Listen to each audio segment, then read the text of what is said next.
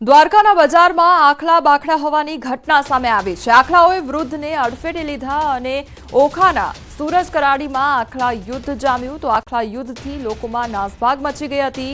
રખડતા ઢોરથી તંત્ર સામે લોકોમાં રોષ વ્યાપ્યો છે તો રખડતા ઢોરોનો ત્રાસ જોવા મળી રહ્યો છે, જેના કારણે જે રહેણાંક વિસ્તારમાં રહેનારા લોકો છે તે લોકોને હાલાકીનો સામનો કરવો પડી રહ્યો છે। આ એક વિડીયો સામે આવ્યો છે જ્યાં આખલા યુદ્ધ જામ્યું હતું અને ત્યારબાદ જે વૃદ્ધ હતા તેમને અડફેટે લીધા હતા તે અંગેનો વિડીયો પણ સામે આવ્યો છે તો નાસભાગ મચી ગયો હતો। આસપાસ જે લોકો ઊભા હતા તેમાં અફરાતફરીનો માહોલ સર્જાયો હતો।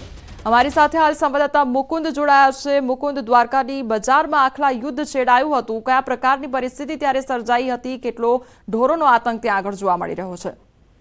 જી, વાત કરવામાં આવે તો દેવભૂમિ દ્વારકા જિલ્લાના ઓખા પાસે આવેલ સુરજ કરાડી વિસ્તારમાં ધોરા દિવસે જે બે આખલાનો આતંક સામે આવ્યો તો ભર બજારમાં આખલાએ આતંક મચાવતા લોકોમાં પણ નાસભાગ મચી હતી અને જે એક વૃદ્ધ હતા તે વૃદ્ધને પણ આખલાએ અડફેટે લીધા હતા।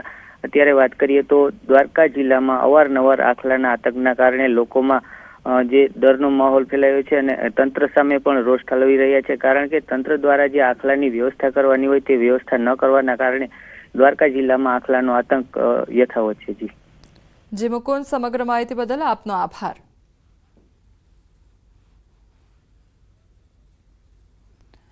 તો આ તરફ હવે ભાવનગર શહેરની વાત કરીએ તો ભાવનગર શહેર બાદ હવે જિલ્લામાં પણ રખડતા ઢોરનો ત્રાસ યથાવત જોવા મળી રહ્યો છે। પાલીતાણા શહેરમાં રખડતા ઢોરનો આતંક સામે આવ્યો છે। પાલીતાણાના પરિમલ વિસ્તારમાં રખડતા ઢોરે વાહન ચાલકને અડફેટે લીધા।